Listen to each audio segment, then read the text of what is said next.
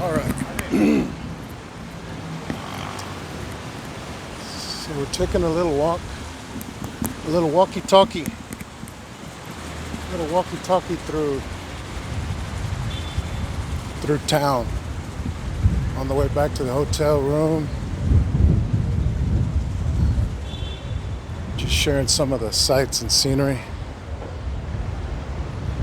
Lots of scenery, by the way.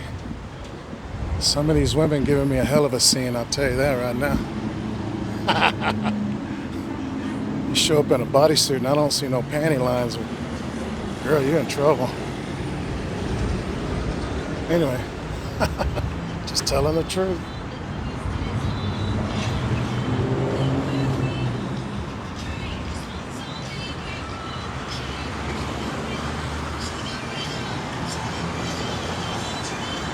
So this is the day after the big concert. The big show at Nortex. I was pretty blown away by it. Although if I was going to come again, I'd wear some very, very comfortable shoes. Because you're going to be on your feet a long time. But there was a lot of action. Lots of people enjoying themselves. It was an open air event. Strong stage performances by all of the artists.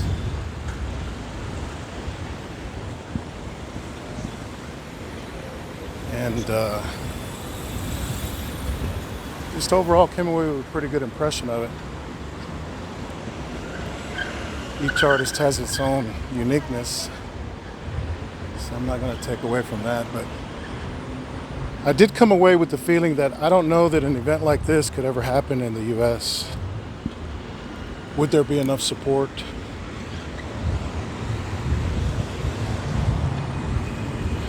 And I don't think there would be.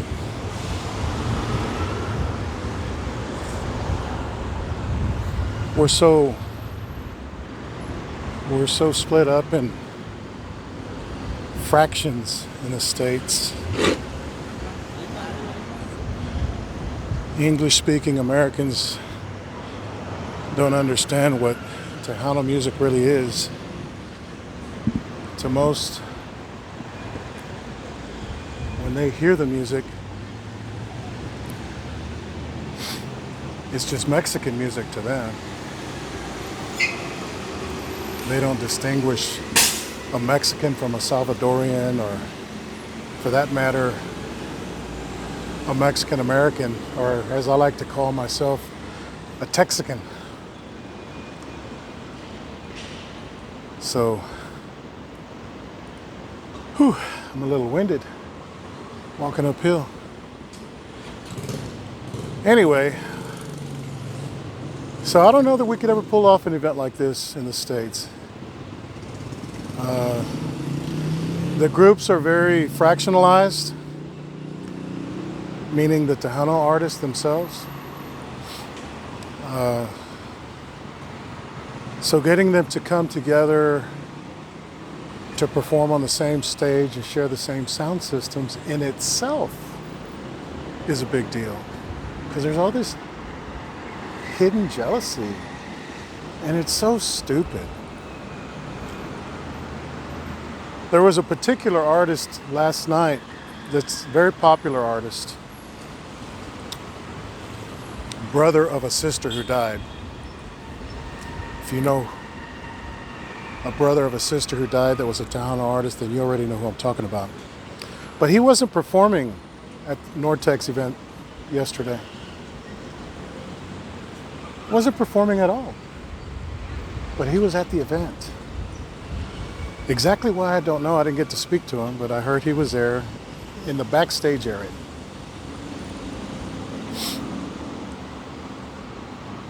And his dad created a lot of division. Hey, how you doing? Good, how are you? Good. His dad created a lot of division in the Tejano ranks by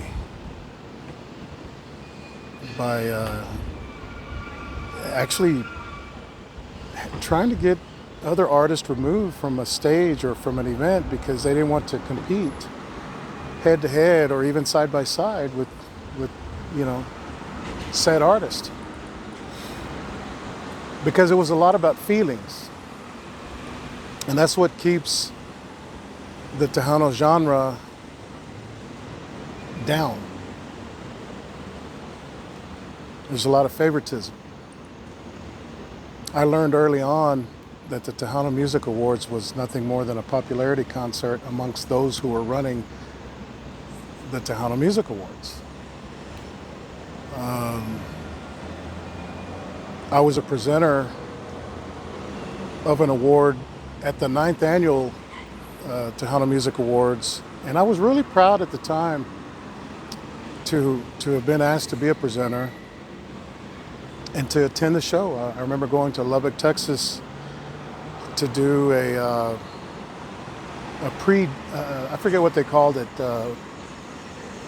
It was a lead up to the Tejano Music Awards, and there was a big concert where Hugo Guerrero and Fandango USA were performing. And I took a bus ride with my then wife from Houston to Midland. I think it was Midland or maybe it was Lubbock, I forget. It must have been a 10 or 12-hour bus ride with a bunch of old timers, man, from the Tejano music scene from the 60s. Reno, the Reno Bobs or something like that. Anyway, there was a whole bunch of older guys that were old artists, you know, back from the days of Sonny Osuna and the Sunliners, from that era of Tejano music, which still incorporated a lot of brass and what some call orchestra, you know, orchestral Tejano, which is a different genre by itself within the Tejano world. Anyway, it's those kinds of divisions that separate and hold back the Tejano music scene, and I wish that didn't exist. And unfortunately, when the record companies pulled out of the Tejano music scene, in order to support the immigrant wave of music, the Tejano music scene pretty much died. The way I knew it. Because I was there at its peak. So that being said, what I'm seeing today in the Tejano scene is a new rebirth and a new wave. Elsa Garcia coming back after 35 years to reestablish herself on stage. It's pretty incredible. And it wasn't easy. I heard some of the conversation, you know, just to get her back to be able to do the vocals and the training that was involved. Everything from, you know, voice training to food to physically being able to, you know, present yourself in a manner that is professional. It's not just a hobby, it's a profession. I mean, they practiced as a group for this 50-minute set that they did yesterday. I believe it was 7 or 8 months of steady training just to be able to do this event. Now, mind you, that's because she's not out, you know, doing the nightclub circuit. But what she presented was a polished product that she could go on to do her own concert venues. And that's what I would like to see, in a setting that makes you appreciate the artist. You're not just there to dance. So that's what I'd like to see, is more of that. That's it for now.